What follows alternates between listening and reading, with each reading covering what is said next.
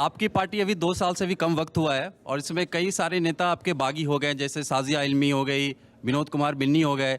और आपको भी, जैसे कि आप भी प्रधानमंत्री नरेंद्र मोदी के प्रशंसक रहे हैं, कभी आपको उनके जन्मदिन पे आपको निमंत्रण मिलता है। और अभी जो विजिटिंग एमपी हैं भाजपा के दिल्ली से, उन्होंने आपको प्रवक्ता पद का ऑफर दिया था। तो क्या आप इस चैनल के माध्यम से आज ये हमें यहाँ सुनिश्चित करेंगे, गारंटी देंगे कि आपका हृदय परिवर्तन नहीं होगा आपसे?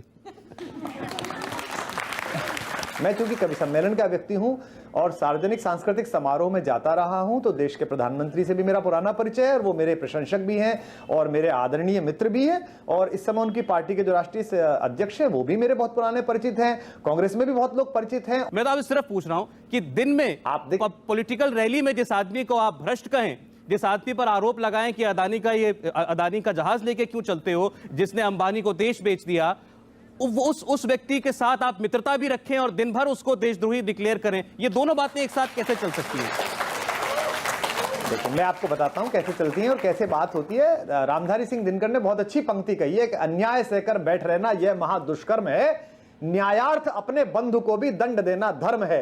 इस हेतु ही तो कौरवों और पांडवों में रण हुआ, जो भव्य भारतवर्ष के कल्पांत का कारण हुआ। सुप्रीम कोर्ट ने कहा कि सीबीआई तोता है जो अपने मालिक के हिसाब से जगता है और सोता है।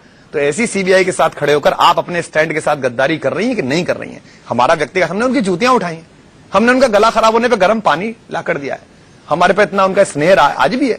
हमारा केवल मानना यह है, महाभारत भी यही थी। राष्ट्रकवि दिनकर जी कहते हैं, कांग्रेस के सदस्य थे, राज्यसभा में थे, उन्होंने ये कहा अन्याय सहकर बैठ रहना यह महादुष्कर्म है, न्यायार्थ अपने बंधु को भी दंड देना धर्म है। कल अगर जनलोकपाल के मुद्दे से अरविंद केजरीवाल भी यूटर्न मार गया तो उसके खिलाफ सबसे पहले मैं बोलूंगा, आपके यहां आके बोलूंगा। आपकी अदालत में कुमार विश्वास पर इल्जाम है कि ये हर किसी का मजाक उड़ाते हैं। इलेक्शन का कैंपेन कुमार विश्वास मैंने आपका देखा जी। आप भिगो भिगो के जूते मारे। आपसे कम मारते हैं। आप तो मुस्कुरा के सौम्य तरीके से करते हैं। आपने कहा किरण बेदी मेरी बड़ी बहन है। जी बिल्कुल है। आपने कहा कि मैं उनको गला खराब हो जाता तो गर्म पानी पिलाता था। जी। फिर ये भी कहा कि मैं उनके कभी कभी जूते भी उठा लेता था। कई बार ढूंढने पड़ते थे कि जूते नहीं मिल रहे हैं तो मैं लेके आता था। और फिर कहा ये जयचंद है।